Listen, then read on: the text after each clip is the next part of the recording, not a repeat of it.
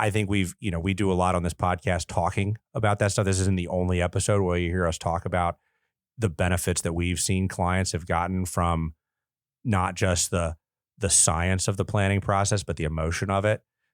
Houses, families that have started, people visiting parents before they've passed away, retiring early. I mean, there's umpteen different stories. So anyway, I think that a financial plan is hugely impactful. I'm a little cynical of some of these point in time plans. I think advisors could do a better job of really making sure that we are maintaining the integrity of some of these plans and not using them as sales tools.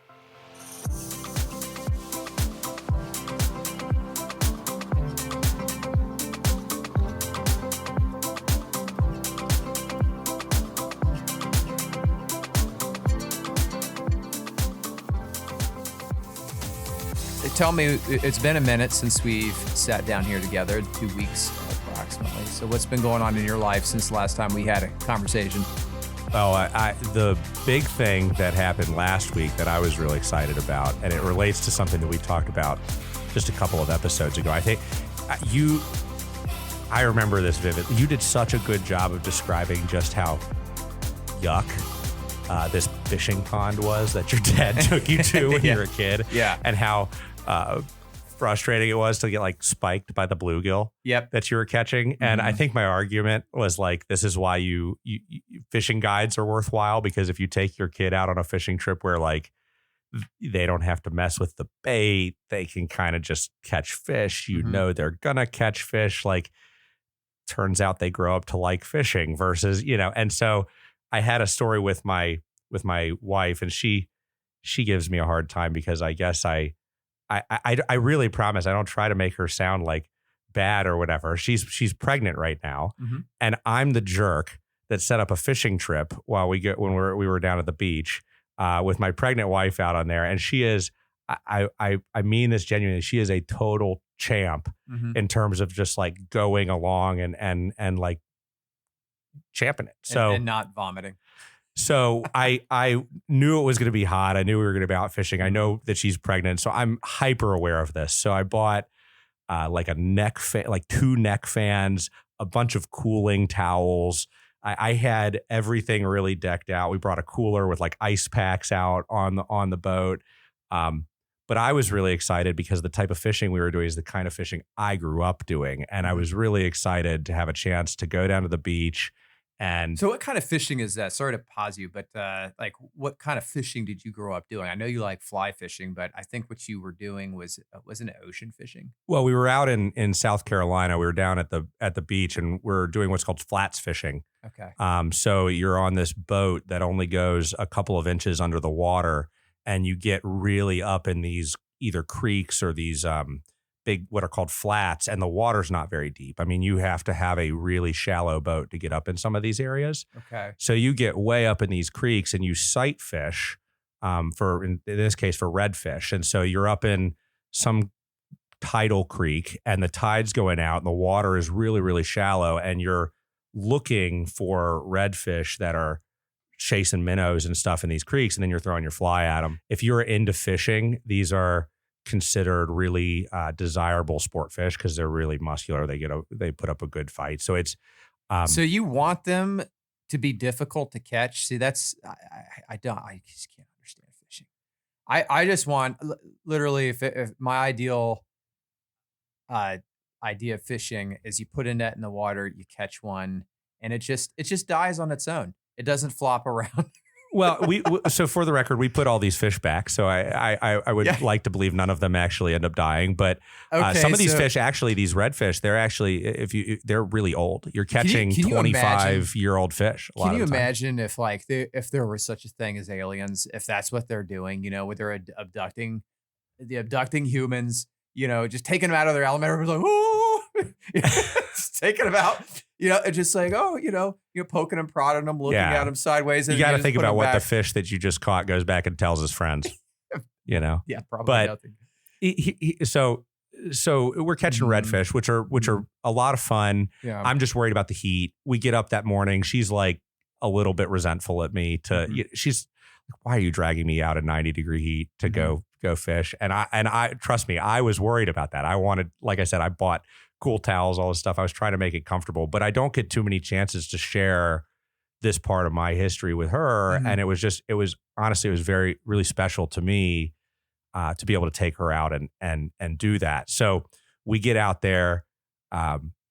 She ends up catching 4 of these redfish. Yeah. And she's not very tall. These fish are almost 30 inches long that she's catching. So I have these just amazing pictures on my phone of her holding these fish up that are like her size. Yeah, I saw one. They looked huge. And the smile on her face was, honestly, when you think about, and this is where bringing it all back, I think about the value of the money that I spent on that fishing guide. Yeah. And for her to go out and go from, Brent, why are you dragging me out here, to when we left, she said, Brent, I had so much fun. I want to go back and do that next time. Like, what price am I supposed to put on my wife leaving our trip with that experience? And I can tell you, had I drug her out on a boat with no fishing guide and I took her out there in the heat and I was the one managing the boat and we were managing all the bait, she would have left and she would have said, Brent, that was terrible. Never take me again on that.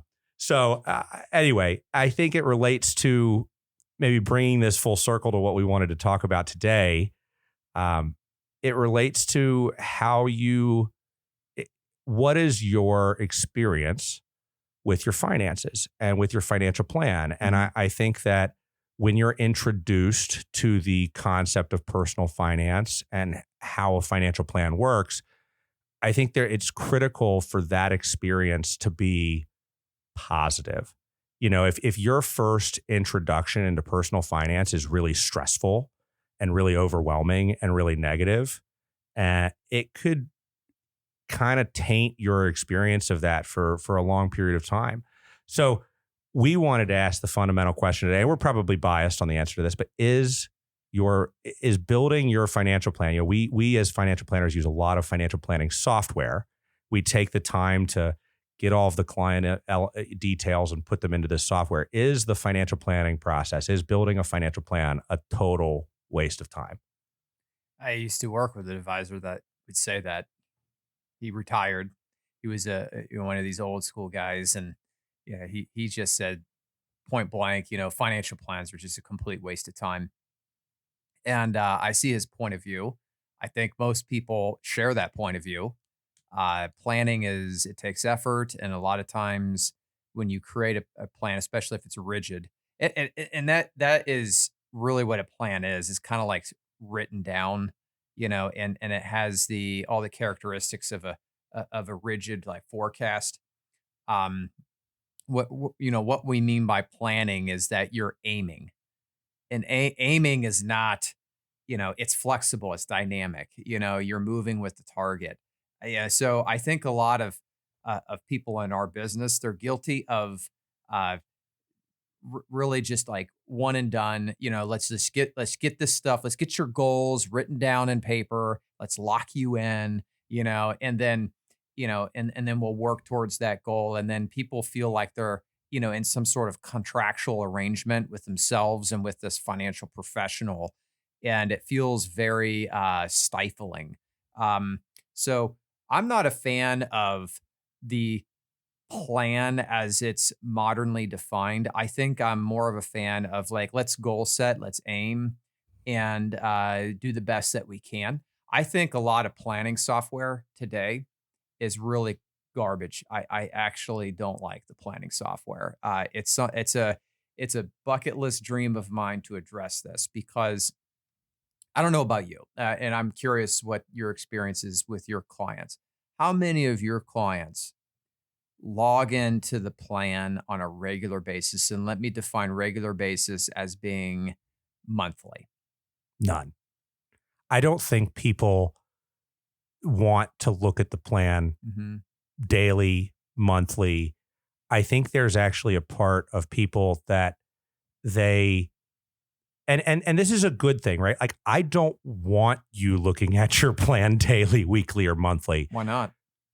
Because I want you to live your life. Yeah. You know, I don't want the relationship with me as a planner to consume your mental space. That said, I also want to make sure that we're not missing stuff, that it's all communicated to you. But I think your point of like how much clients are going to do this on their own. And this is maybe a good reason to have a financial planner to prompt you on these things, because they are important conversations to be having.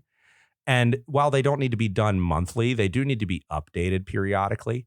I think your point is 100% right. There are a lot of advisors where the plan is done initially to kind of bring the assets in, and then the plan is kind of left for dead and not revisited over time. And admittedly, I think there's some clients that are comfortable with it. Like once people have their finances implemented and whatnot, they don't want to have to think about it.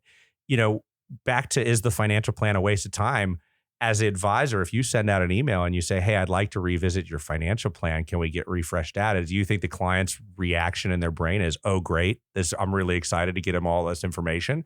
Or do you think it's, oh gosh, we've got to compile? I mean, I think that it is it's work. Yeah. It's like going to the dentist. So is it worthwhile work? Like, should you be doing it? Because I'm going to say, from the planner side, I would love to tell you that every one of my clients has a financial plan on file, and we review it at, a major life change, or let's say maybe at least once a year. But the truth is, not clients want to be engaged in kind of their own way. And there's some clients that are much more willing to get on board and get on a meeting and talk through that plan. And there are some clients that will pick up that phone, and if you try to prompt them on that, they say, hey, Brent, thanks. I know you've got it. I trust you, but we're okay. We don't want to do that right now. And that's a tricky balance for an advisor. How much do you push? A lot of times people, when they respond that way, what they're really saying is, Brent, I don't want you looking underneath my rug right now. Maybe. Let's not shine a light in that closet. I don't want to see what's there. I think it's problem avoidance. But see, I don't know. The people that I know that do that, actually, I'm thinking in my head, there are people that I do think are looking at it that way. There are other people that I think are just comfortable enough to where they don't, especially as you get older, right? As you get into your 80s and 90s, I mean, your plan is either kind of good or it's not. That's how is that different than problem avoidance? Like, if you're comfortable, you obviously are, the implication being, if you engage in financial planning, you are going to be uncomfortable. Why would someone not engage in financial planning if it weren't going to change their comfort level? I think it's people avoiding problems. I think everybody instinctively knows that their finances could be optimized, and they don't. Just like I know I got problem with my teeth. I got wisdom teeth that need to be pulled out. I probably need to get my teeth resealed. When the last time I went to a dentist was? I'm embarrassed to admit. It was like 2021. You got to get to a dentist. I know I need to get to a dentist, but psychologically, I don't want to. It's anxiety. No, it's not anxiety. It's just because I know what's going to happen. They're going to look at your teeth. It's every time. They're like, oh my God, I can't believe you haven't been to a dentist in, 18 years. And then they're going to like poke me and prod me and then bill me probably $5,000 for it. So I'm just avoiding it. I need to do it. I know I need to do it, and I'm going to do it. But, I think that people look at financial planning the same way. But here's the thing. In a lot of ways, my colleague that I was telling you about said financial plans are a waste of time. He's kind of right. Financial plans can be a waste of time. And I'll give you an example why. We were talking about, you had a great analogy. In fact, why don't you go and bring it up? So, what was your analogy? So the way that I think about a financial kind of a simple way of explaining it is, it's kind of like flying a plane. Okay, let's say you're getting ready to retire and you're embarking on this new journey. That's akin to taking off in the plane, right? And if you think about, if you've ever looked in the cockpit of the plane, you'll notice that the windows are not very big. So if you're the pilot and you're flying a plane, your actual view, what you can actually see, is very limited, right? So what do? They have umpteen different gauges, and these gauges are designed to tell them, well, are you flying fast enough? Are you going, are you nose up? Are you nose down? Is there a problem, right? There's all these gauges to measure what's going on and the direction. Are you flying in the right direction, right? So in the analogy, at the beginning of a flight, let's say you're taking off from California and your goal is to fly to North Carolina, okay? When you're taking off from California, I don't care necessarily if you're pointed exactly at North Carolina or if you're pointed at New York or maybe if you're pointed at Florida. What I generally care about is, are you flying east? Are you going the right direction? Yeah. And does the plane have enough gas? And all of these other kind of generalities, because inevitably, if everything was certain, you would leave with a flight plan at the beginning of the flight and you wouldn't need gauges or anything to tell you because you would just turn it on and it would all be certain. But inevitably something is going to come up. You're going to come into a storm. There's going to be, a loss of power. Something changes and you need to be able to pivot. Yeah. And having, just like those gauges in a plane, the financial plan gives you the ability to kind of test periodically over time and make sure, okay, we're still flying east. We're still going to the right place. And if you are going to run into a big, if you're going to crash into the side of a mountain, let's make sure we see the mountain coming as soon as possible, as opposed to when it's 500 feet in front of your face. And I think the plan, and where I agree with maybe where you're going, is like the plan itself is useless. Like when I produce a plan for somebody and I show them this 40-year projection of what's going to happen in their life, like it's definitely going to be wrong. There's no chance that their life plays out exactly like the plan. I don't know if the plan is useless. That's kind of too. The point in time plan is wrong. The details in the plan are somewhat useless. The if I may interject here, your analogy kind of holds true in a couple other ways too. One way I was thinking is the most dangerous times in a flight are in the takeoff and the landing. That's when there's the most anxiety, the most risk, and you require attention to details. And I think that's why a lot of people don't initiate the planning process, because they know it's like taking off in a plane. It's a lot of work. Once you get to cruising altitude, it's fine.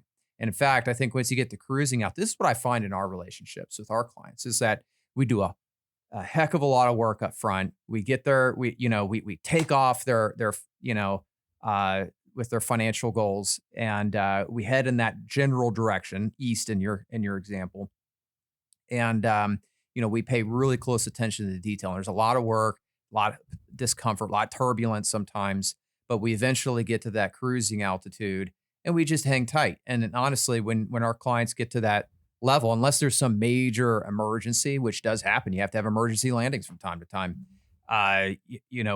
Then we pay attention to the details again. But generally, when you get to that cruising altitude, it's okay to put that plan on the back burner. Just look at the dials and the knobs and the the whatever pilots use. I don't know. It's just like the radar, dials and knobs. Dials and knobs and levers. You pay attention to that maybe once every 3 years or so, just not often enough to know you're on course. But I think that what I mean and what my colleague meant when they said planning is useless is like it's pointless to really pay constant attention to the details 24/7. Like that, you're just going to exhaust yourself. And another way your analogy works out is, what matters the most is experience, like planning experience. If you've never once in your life flown a plane, or you've never once in your life conducted a financial plan, you probably should engage with someone that knows what they're talking about, and not some like chatbot online and not some forum. You should really engage with, like, I wouldn't want someone who just is, flies a plane recreationally to fly me to my, next vacation. I'm sorry. I need a person. I want someone that is a military veteran, got the wings on the chest, that's been through it all. Like, what was that movie where the guy Captain Hank, the Hudson? Yeah, the Hudson plane that crashed into the Hudson. What was his name? I want that guy, or gal. But anyway, I just want someone with experience. And I feel like where a lot of people come into this belief that planning is useless, they're thinking two things. They're thinking, one, I have to pay attention to the details all the time, which is incorrect. And then two, but not it matters when you're setting your goals and also approaching your destination. And two, I think that one of the things that you and I know is we know how the sausage is made in these things. We call these a lot of these systems use what's called a Monte Carlo analysis, or God forbid you use an average return analysis. Oh, these things are like, I call them dial a behavior. I can change a variable, sometimes just one variable, usually two or three variables in a financial plan to tell my client whatever the heck I want to tell them. I can show a success just by adjusting like your spending rate in retirement by something trivial like $1,000 a month, which sounds like not that much.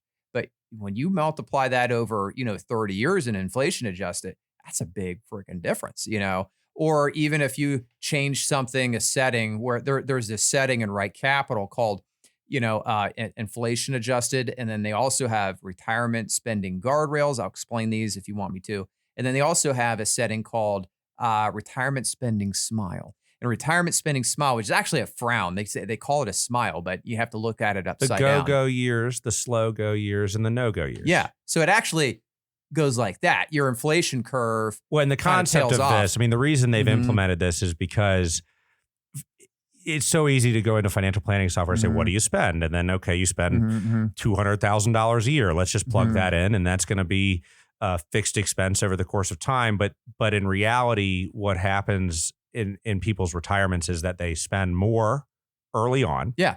Then there's those are called the go-go years in this, and then they slow their spending until eventually spending ramps back up because of medical, and that's why it's called the retirement smile. Yeah, but my point isn't to debate the whether or not that's a better use or not. My point is that if I just change a couple variables in a plan, it goes from failure to success like that, or I can make a successful plan fail.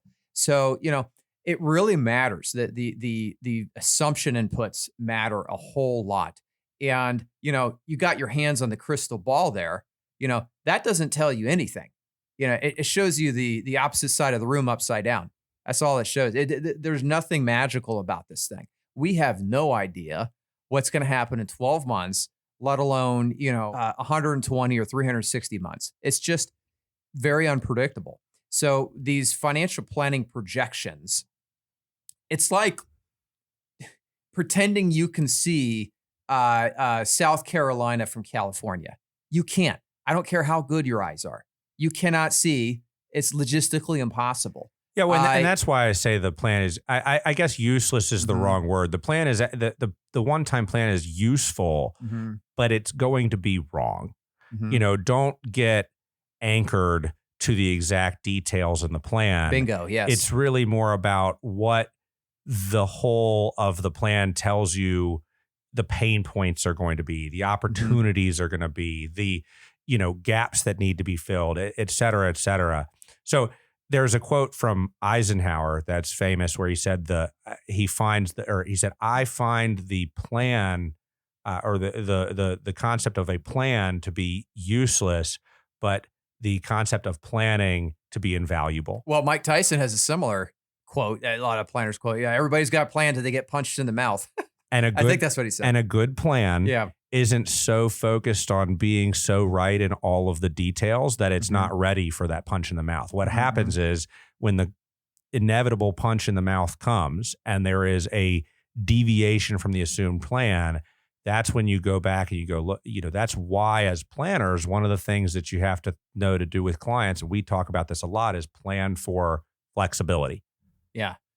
Well, let me rewind back a little bit because you briefly touched on this point of contention with a lot of different planners. It's like you didn't think it was that big of a deal that people paid close attention to their financial plan on a regular basis. So you're of the opinion that the financial planning software, these portals that we all use, and we push them into our clients' lives and say, "Yeah, look at this great thing, and it's going to organize your finances." You actually don't do that. You think that, the planning software is more built for the advisor and that's where it belongs.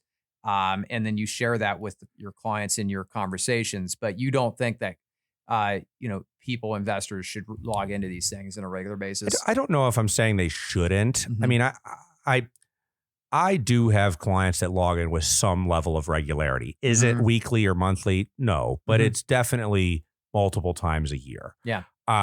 Very rarely are they going in and actually running their own projections, which they could do.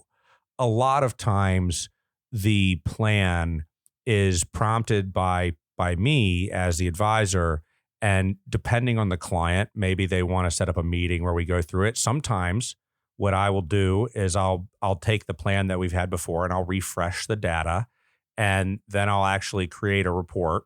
Now, one of the things I'm cynical about is how these reports look. I think if you give a client a 100-page report that's printed by the financial planning software with 18 million disclosures in it, like how much value are they really getting out of flipping through that? So I'm very selective in how I create that report. I have the ability to put only certain things in it. So it's about 10 pages long. Yeah. And then I will actually email them with that report attached, but then in plain language in the email, just like you said, the plan's only as good as the assumptions that we've made. So I'll kind of, in plain language in the email, lay out what the assumptions are, and then have a separate section where I lay out the findings. And just to make sure that they've seen it, that they're comfortable with it. I have run into situations, and I think this is the hard part. Clients don't always see a need to revisit this plan all the time, but there is a need to do it. I have a specific situation where a client that I acquired from another advisor, the other advisor had run a financial plan years ago when the client had first become a client, but never reran it. And I started talking to the person and I simply asked, have you ever created a financial plan? And they didn't realize they had, but they were now retiring. And so they reached out to the old advisor and said, hey, can we create a financial plan? Yeah. And the other advisor said, yeah, we have. We'll revisit it for you. Now, here's the problem. Yeah. You got to be back to the fishing analogy. You don't want your client's experience with that financial planning process to be super negative, because they're never going to want to do it again. Right. It has to be. I mean, if it is going to be negative, you better be really sure that you need to deliver some tough advice. If it is going to be negative, you need to make sure that you triple check your assumptions and that you're not about to beat this person over the head for no reason.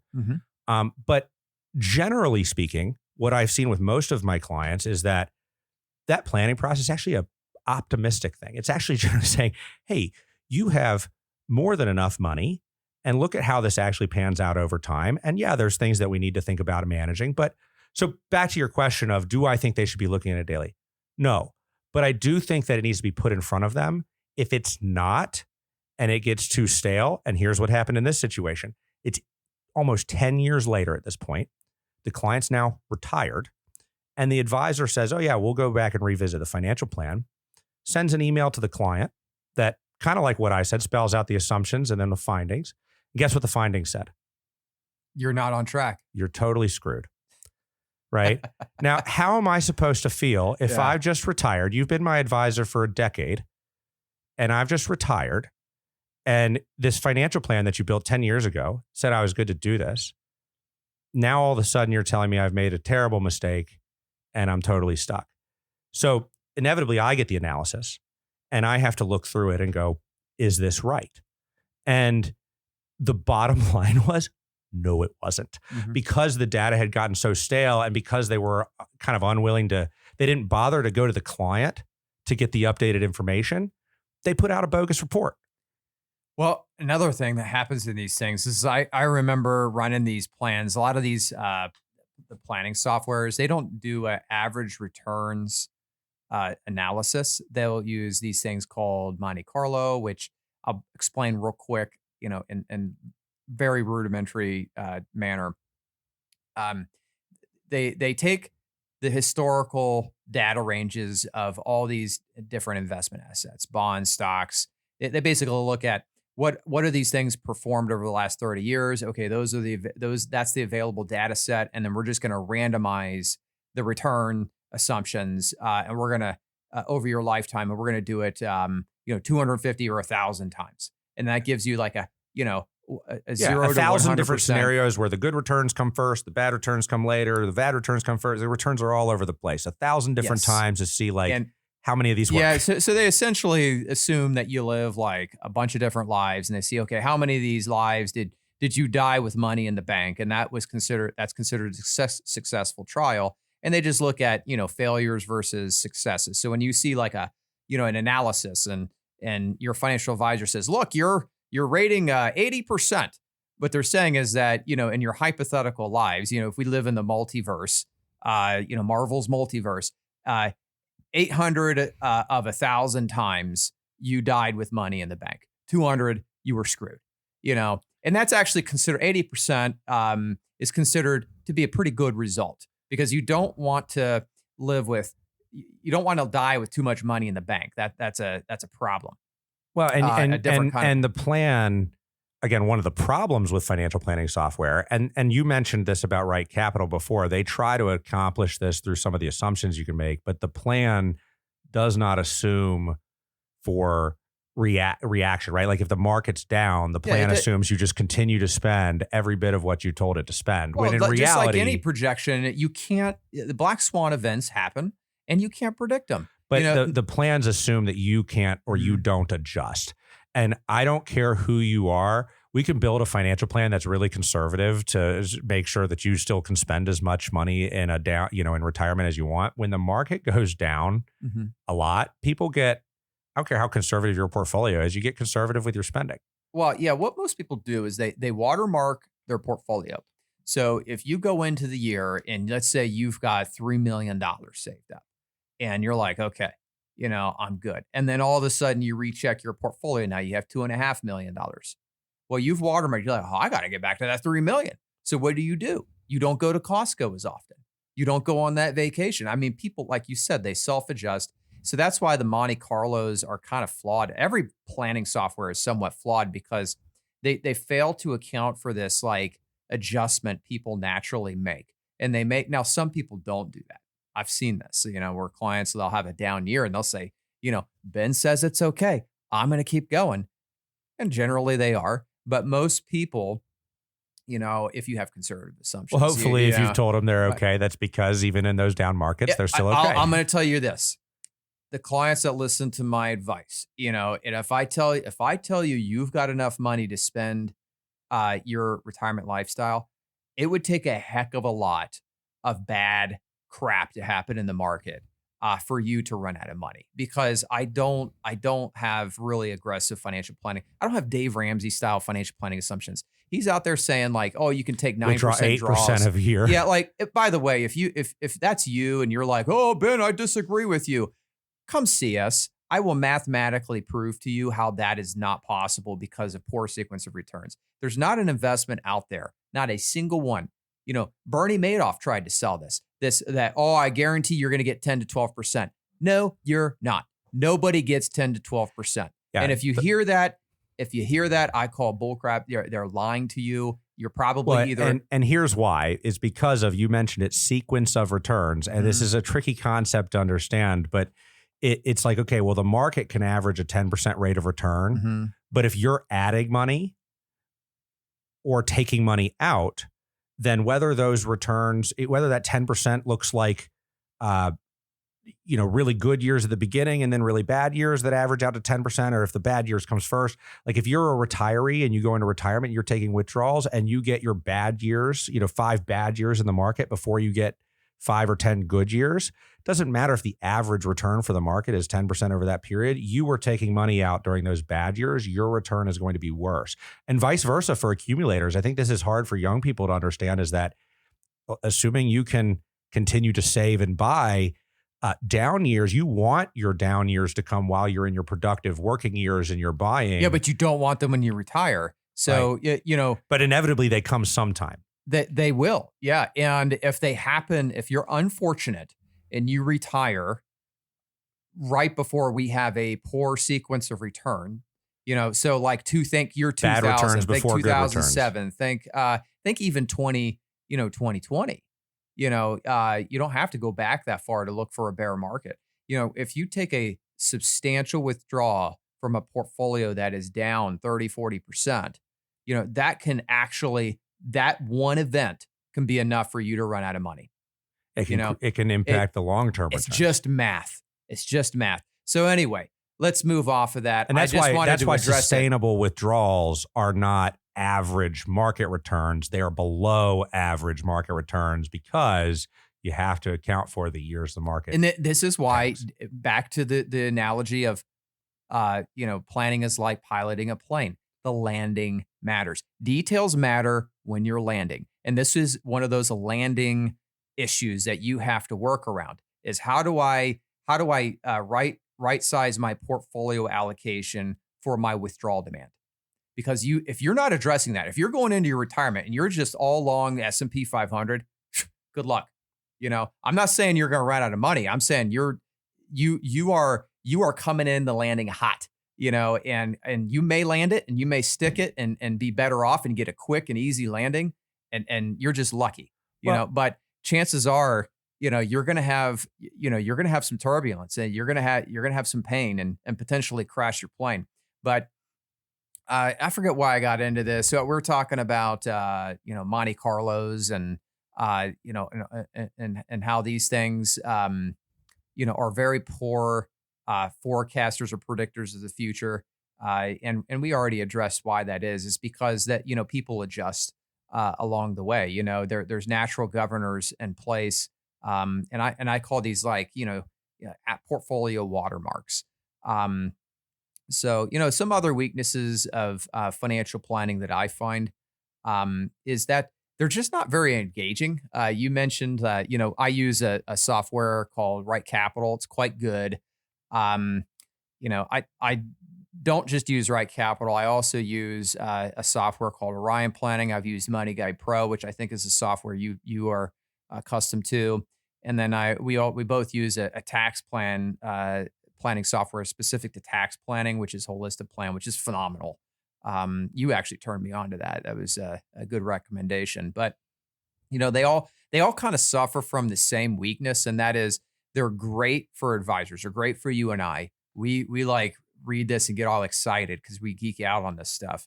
But they just don't do a great job of engaging clients. And back to the issue of client engagement, that's like where the needle is moved.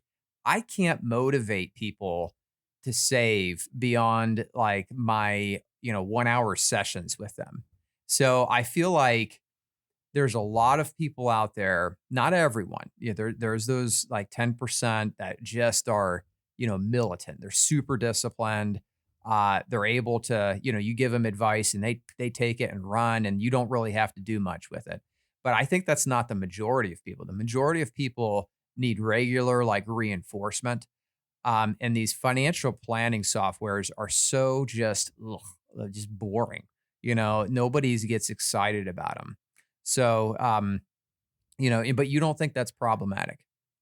Oh, I mean, I think it's this balance because I think the process of planning, and I can tell you from my clients, I've talked about this on the podcast, but I have clients that have made decisions in their life. They're doing things in their lives that they wouldn't have otherwise done if it wasn't for the confidence that the plan gave them to do those things. Yeah, and that's why I think it's important for people to have visibility, But on the other side of things, I don't want clients so focused on their money. Like a lot of times my job is to give clients the confidence to go use their money in a way that allows them to live their life and be I don't want to say carefree, but not have that same burden of money anxiety.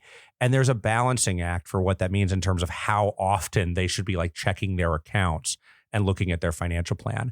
And I go back to our fishing analogy at the beginning here. For me, that's why it's so important early on in a client relationship to do that planning. And again, I don't want to say that you don't want to make a client's financial plan look good if it shouldn't. Okay. The plan needs to reflect reality, But most of the clients that we work with, the reason that they are bringing in a financial advisor is because they care about their finances. And turns out when you care about your finances, you generally actually happen to have them in decent shape.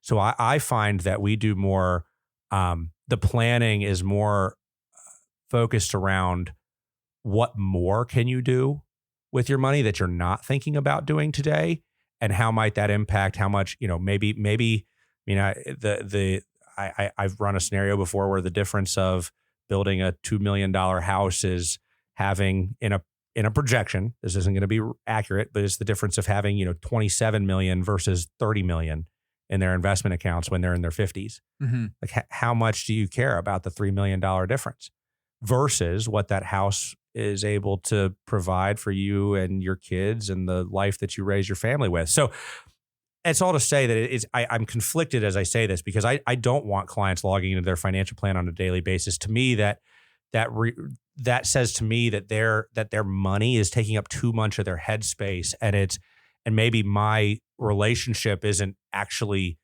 helping their money relationship. On the other side, I want them to have enough visibility, and we've talked a lot about visualization. Like, I think it's such a good exercise sometimes to just close your eyes. Close your eyes and just play out the next 5, 10, 15 years and where it goes. And having something, even if we've acknowledged that the plan is going to be wrong, having something to show that to you and walk you through the trajectory, it helps you visualize, which helps make things real mm-hmm. and helps get you comfortable. So again, I want a client to understand their finances. I want them to have seen their plan and understand where they're headed and what that means for what they can do. But I don't want them so focused on their money or so anxious about their money that they need to look at their plan every month. And I don't want them to feel like it's a chore when we go back and look at their plan. I want them to be thinking, kind of like you said, if maybe they're avoiding doing the plan because they're worried of what they're going to find out, I want them to think, when we do this plan, I'm going to be thinking about how far have we come? Where are we headed? And it's going to be a positive experience. Yeah. Because it for the vast majority of our clients, it is a positive exercise. Mm-hmm. Well, what's the right amount? What's the right frequency of revisiting your financial plan in your experience? Well, I don't know. From my opinion is that life changes are really big. Like, so let's use the client building a house. Once the house is done, we want to make sure we've updated expenses, savings rates, just cleaning up the plan after the dust has settled. Yeah. It's really hard to build that plan when you're in the midst of all of this. Like, if the client is in the middle of building the house, it's probably not the right time to try to get their budget together for once the house is done, right? So it's always a bit of a balancing act. You want to be able to use good data. So let them get in the house, see where their budget shakes out to be, have a circle up afterwards, and go back and plug in, update expenses, update savings rates, make sure the estate planning is correct anytime there's a big So that's all to say that I think some of it can be event driven, right? Like if there's a big change in your life, selling a property, somebody passing away, the birth of a child, like I could go on. But maybe X that, you might want to look at your plan every 1 to 2 years, I think is probably the right frequency. Okay. And it's not a waste of time. I think it can be if you try to get too caught up in the details. Yeah. Sitting there and arguing over how much the heat bill might have gone up to because, your energy cost, like we don't need the devil, the details can be a problem. Like you get some clients that want to get into the expense section and they want to put in like 40 different items of expense. Here is my heat bill. Here is my grocery bill. Here is my, and I don't think your time is best used trying to go in and break down every little expense. I like to do what's called a reverse budget with clients. And a reverse budget is basically trying to get a sense for what somebody's spending is based on what inflows have come out of into their account and what's left over. Yeah. So people don't generally have an idea of what they're like. If I ask you how much money you spend, the first thing that somebody's going to do is they're going to start saying, well, my mortgage is this, my car payment is this, my insurance is this. You're going to under budget. You're not going to account for everything. Oh, yeah, it's chronic. I just did every week this happens. I'm meeting with someone and I look at their, I look at their stated budget kind of sideways. There was one gal I met with recently and she's a fantastic person. She's very responsible with her finances too. But I looked at her budget. It was like $800 a month. I was like, does this monthly budget include your rent? And she said, yeah. And I said, well, what's your rent? She gave me a rent. And then I was like, oh, that's left is $800. I said, do you really only spend $800 a month? She's like, let me think about that. It ended up being like 3 or 4x that. So, of course. I mean, how do you even live your life for less than a few $1,000 a month? I don't know why people default to this, but your budget is not your fixed monthly expenses. In fact, your fixed monthly expenses generally only represent about 40% of your budget. You got to include all the variable items. Going back to my point, don't try to total up your expenses. I mean, unless you really love spreadsheets and sitting around in front of a spreadsheet trying to detail out your whole budget, it's not a good budgeting apps are a waste of time. Budgeting apps do a good job of like trying to compile it. I still have yet to find. I could go on about data aggregation software and how much room there for improvement there is. That's one of the things that I hope AI is going to help is like categorizing expenses that come into these. But that's besides the point. Here's the point. I don't bother asking somebody how much they think they spend. Generally speaking, the best way to ask this question is, how much do you get paid? Like, what is your net paycheck? How often do you get it? And then how much of that money do you have left over, right? Like if somebody says, hey, my paycheck, I get $10,000 a paycheck every 2 weeks. I know that means there's 26 paychecks in a year, $10,000 a paycheck. That's $260,000 of deposits that are in theory going in their checking account. So I can ask them, well, how much more or less do you have in your checking account now than you did a year ago, right? And X transfers that they've done just to push out, the difference is going to be their spending, right? Yeah. And so if you only spend $10,000 a month, yet you're bringing in $260,000 a year, that means your expenses are $120 and your income is $260. Where's the $140,000 difference? Now, this actually becomes really easy when you're working with retirees because guess what? If they need the money, they're withdrawing it from the portfolio. So like I can see their spending, no problem, because I know what they're taking out of the account. Yes. So it's like, well, what are you spending? Well, let's go look at what you've withdrawn. And then I basically can add in your Social Security or whatever other income sources you have. And that's because you're not spending money, you don't withdraw. Yeah. Spending is also very lumpy. So you might have a year where your spending is 50% higher than normal, because you might need a new roof or you might need a new car. It's very difficult to budget, I think. Budgeting is especially tough if you have a variable income. So for folks who are realtors or they just work on commission, it's very difficult to budget because what they'll do is they'll sandbag a lot of things that they want it, and then all of a sudden they'll get a big commission or a big payment, and then they'll go and spend a bunch of it. So their monthly budget is shot to heck, but so you almost have to for some types of incomes, you have to almost budget annually. But budgeting a lot of times is I think the attempted solution for an overspending problem.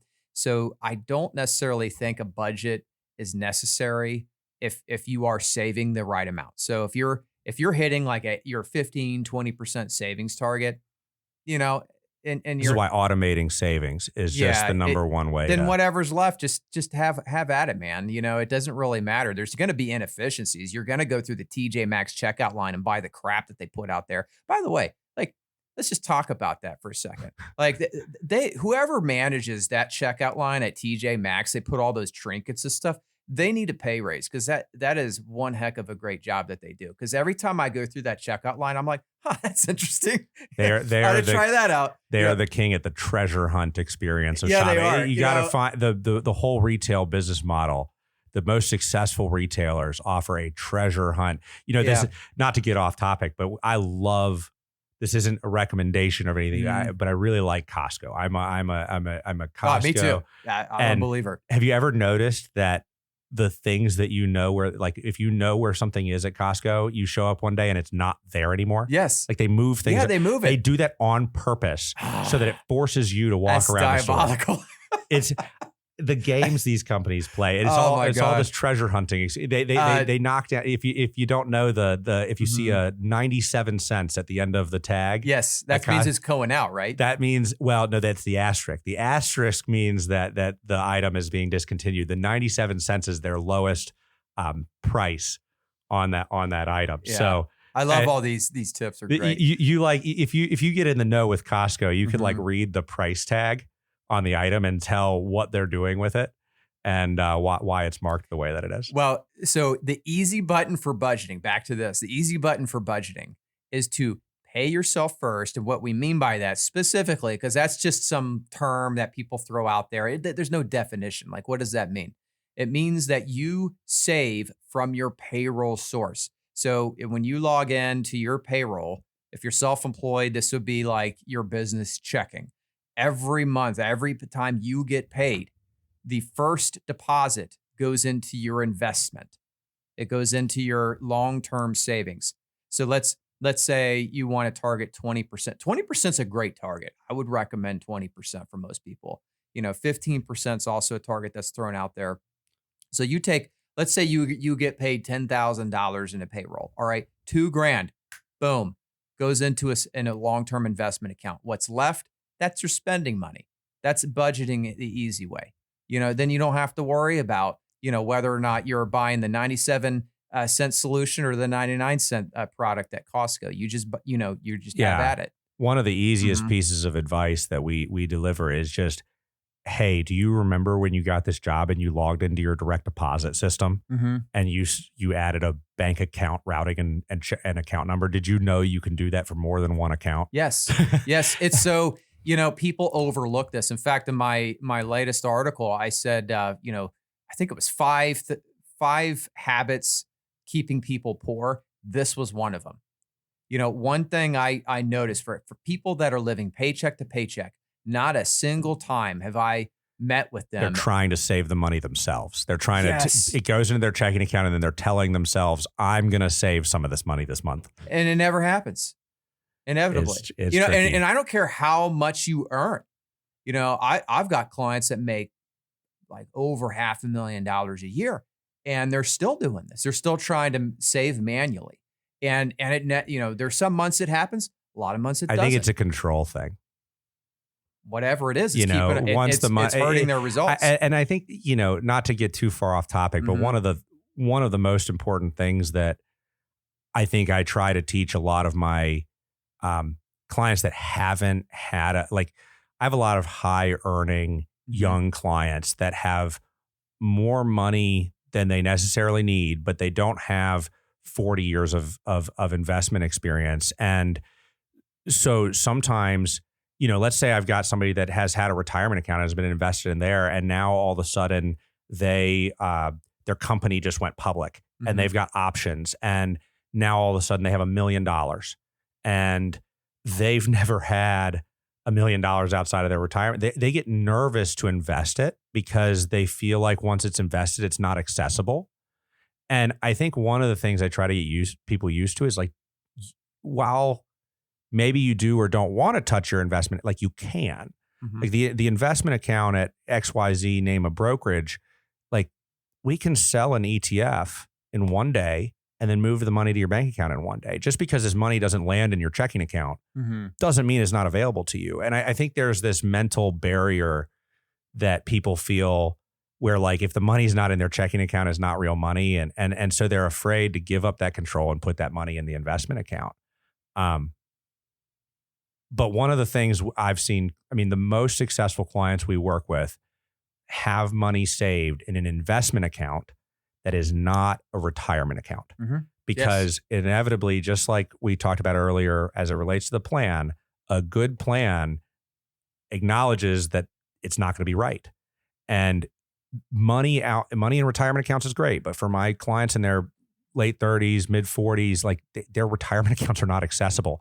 I do not want them taking 401k loans to solve liquidity problems. And so we have to have flexibility investments outside of a retirement account that are accessible.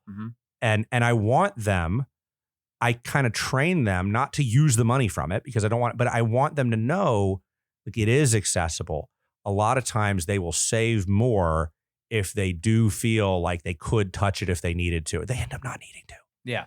Oh, it happens all the time.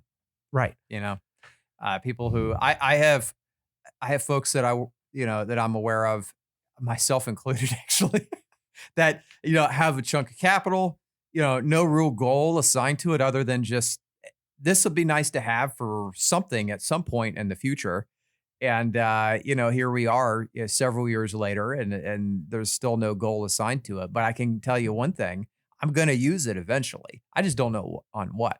Give every dollar a job is what that's called in our industry. So I kind of don't agree with that. I think that's tough, because to give every dollar a job, that means you have to predict what all your financial needs are going to be. There's going to be a port, like we even say, like the emergency fund. The emergency fund isn't necessarily super specific. Like what is an emergency? What is an emergency? Really, the emergency fund is there for disability.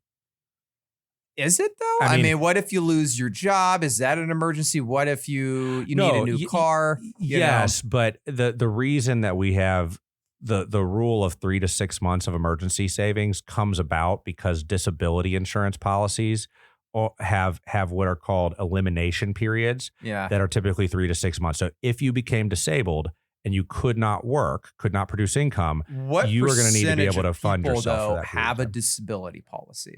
I find most people don't. We could do another whole podcast on this, but besides, let's hit on this real quick. If you don't have disability and you're an adult, you are acting like a child. You need to have a disability policy. I have 2 disability policies. Every client I meet, and I don't even sell disability insurance. Yeah, just get one. Like, don't be an idiot. You're like, I'm never going to get disabled. It's like, hopefully you don't. Here's the thing. People are more afraid of dying than they are about becoming disabled. But you're more likely to become disabled. And so they're very quick to understand the concept of life insurance. Disability insurance. I mean, like, what do you do? If you die, I mean, I'm not trying to be, this is probably a little too crass, but like if you die, you're not a burden on your family anymore besides your lost income, right? Like if you become disabled, not only do you lose your income, you are an expense now. Yes. And your spouse isn't easily getting remarried if you're disabled and can't produce income. I mean, your spouse might even try to kill you, Well, if you're just nothing but dead weight, But the point is, I think people underappreciate the value of disability insurance. And there's only, the problem with insurance is there's only value in the event that you have a loss. Yeah, you hope it's a waste of money. Yeah, your best outcome when it comes to insurance, your absolute best outcome is you waste every penny. Right. That is the best outcome. We hope that's what happens. And people, I think it's health insurance has caused everybody to kind of think of insurance as a subscription plan that you should cash in. Right. No, that's not how insurance works. You hope to never use it. In the plane analogy, there are certain things we can control. Yeah. Right. Like if we hit a storm, we can manage around that. If the plane loses some altitude, we can manage around that. We can't manage against somebody on the ground shooting an RPG and blowing the plane up. Yes. Right. Like there's only so much you can do. There's only so much altitude you can put under your plane to avoid that. And insurance is there. If we're just really taking the analogy all the way, it's kind of the flares in case somebody shoots a missile at you so that the missile doesn't hit you. Yeah. Right. And insurance is there to cover the risks that you cannot otherwise, the idiosyncratic risks that you can't otherwise plan for. So you insure them. Mm-hmm. And again, neither of us get paid to sell insurance. But this is why it's included in your financial plan. It is an important element. And back to the importance of a financial plan and why you should do a plan. And we've talked all about the ability, the visualization of a plan and how it helps you make decisions. Let's not forget, part of the benefit of planning is that I get my eyes on the totality of the situation, and I have to sit there with you and I have to go through a section that says insurance. Okay. Yep. And when I go through the insurance situation. Oh, you're really turning everybody on right now. I either have to leave it blank. Line out the door. I either have to leave it blank or ask you about it. It forces, when I put an account in the financial planning software, I have to tell it who's the beneficiary on this account. Hold on. I have to tell it who the beneficiary is. There's so many things. I'm working with a new client right now. Mm-hmm. They're old. These clients are elderly. Okay. Their accounts that they've been working with their other advisor for well over a decade. Okay. Their investment accounts are all there. There is both clients are elderly. They both drive around, by the way. They're in their 80s and they're actively driving. And the accounts didn't have a contingent beneficiary. Mm-hmm. So if both of them if they had gotten in a car wreck, and both of them have passed away, the primary beneficiary is who happens if one of you dies. But if the primary beneficiary isn't there, then you need contingent beneficiaries. Otherwise, that money ends up in probate. Probate's expensive. It's public. It's time consuming. Anybody that has dealt with pushing assets through probate will tell you don't want assets in probate. And this was a mistake that had been left for 15 plus years. Yeah, but it's not. What's that got to do with insurance, though? It has to do with the financial planning process, not insurance. My point here is we talked a lot in this podcast about the value of a financial plan on your emotions and your ability to spend and all that kind of stuff. Let's not forget, part of the value is that it forces me to look at an account that we plugged into the financial plan and say, who is the beneficiary on this account? And I have to plug something in on that. And that's what catches little mistakes like, oh, there's no contingent beneficiary on that account. That's probably something we should know about. Yeah. I think it's really easy without the plan forcing you to plug those things in to skip over it. Yeah, for sure. But I can tell just, it's easy to see why the average person avoids the financial plan because, all these things are work. And I still think that I'm accurate, that most people do not do financial plans because they're avoiding their problems, and you may say to yourself, I just think financial planning is a waste of time. It's absolutely not. We've just gone over how it's not a waste of time, because how can you say to yourself, a deep review of my investment portfolio, of my insurance policy needs and my current where my current policies are, a review of my tax, my lifetime tax optimization strategy, my estate plan. These things waste of time to look at them. Like if you're convincing yourself that is true, then, good luck in life. That's all I can say. That is such a stupid way to look at things. You need to look at your financial plan. You mentioned earlier that you should look at it on a, as the need arises. That is one way to do it. Like, you could say, well, as you go through a major life event, getting married, having a kid, buying a new house, that sort of thing. I also say, like, you really should be dusting off your plan, which again, a plan is not, I actually don't really like that term. You should be looking at your strategy. That's really what we should be talking about because strategies are dynamic. Planning seems like it conjures up like thoughts of, something that's written down. In fact, it's our industry's fault for doing that. I got a story about like how, we did back in the American Express financial advisor days, how we did financial plans. But I would say like anytime your income changes plus or minus by 5%, or you're looking at spending plus or minus 5, or not minus, but plus, if you're looking at spending something that's more expensive than 5% of your annual income in like one lump sum. Yeah, just goal. Big purchases. Like I'm dealing with situations where, hey, we want to buy a house. How much should we spend on the house? It's a great chance to go look at a financial plan. Go do a financial plan. You can do them on your own if you want, but like I said, that's like flying your own plane. You can do it, but generally speaking, it's better to hire someone that's seen a few more scenarios. It's good to have a co-pilot that knows how to read the gauges to tell you what's happening in the plane. Yeah, trying to self-teach yourself on like a Microsoft flight simulator and then getting in a real flight, not exactly recommended. But anyway, I do have to say this thing about American Express. Like this, it's our industry for kind of making planning into this like this undesirable thing to engage in. So, when we first started doing financial plans, when I got into business in 2006, I think it was, they had these like thick binders that we had to print. They're literally templates.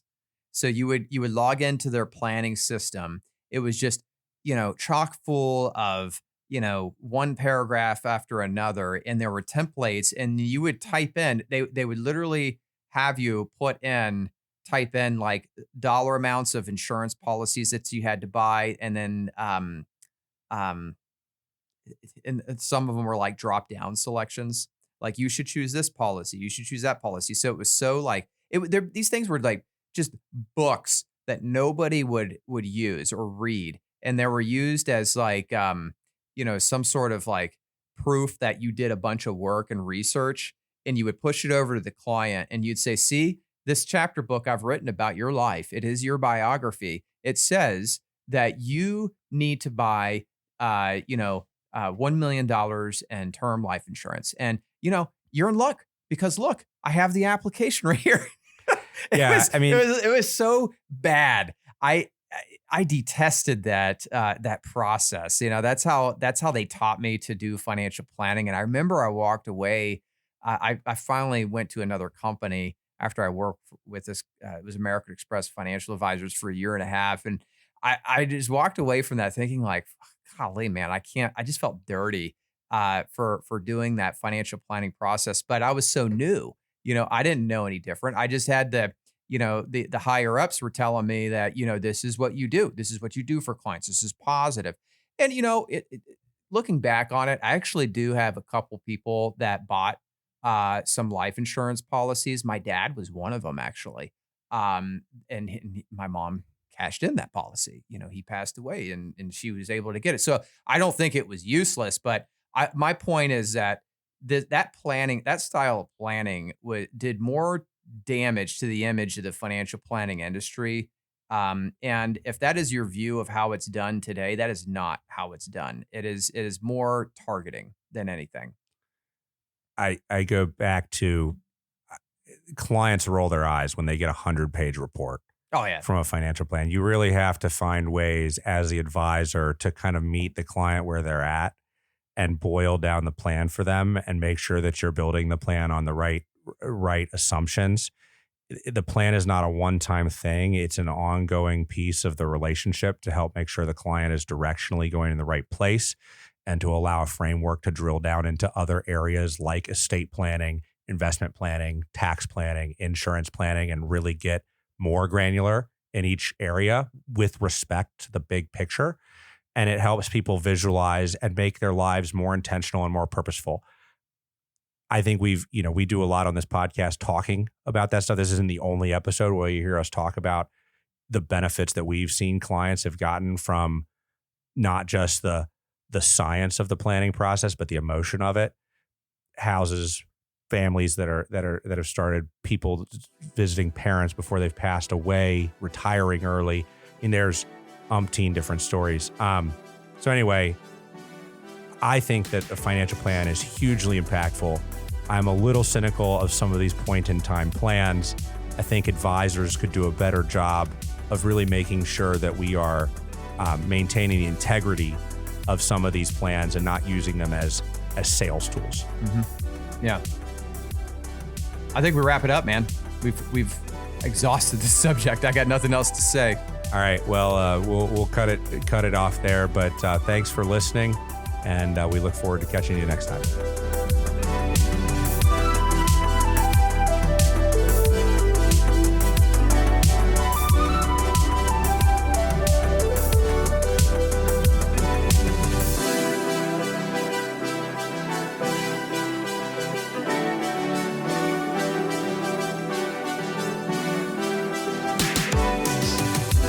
opinions voiced in this podcast are for general information only and are not intended to provide specific advice or recommendations for any individual.